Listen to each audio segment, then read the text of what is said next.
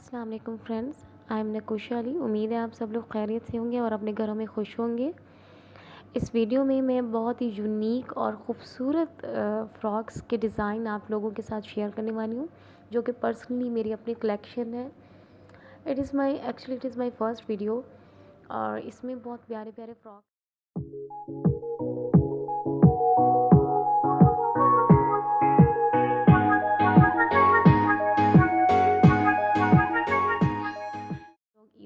ईद उल फितर गुज़र चुकी है। नेक्स्ट आने वाली है ईद उल ज़ुहा। तो ईद उल ज़ुहा पर आप ये ट्राई कर सकते हैं।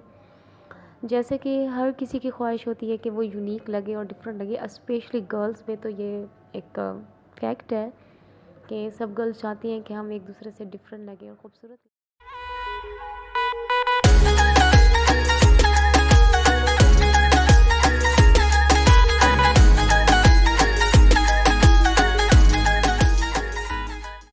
तो मैंने अपनी कलेक्शन को आप लोगों के साथ शेयर किया कि आप लोगों को ये फ़्रॉक्स की कलेक्शन कैसी लगती है।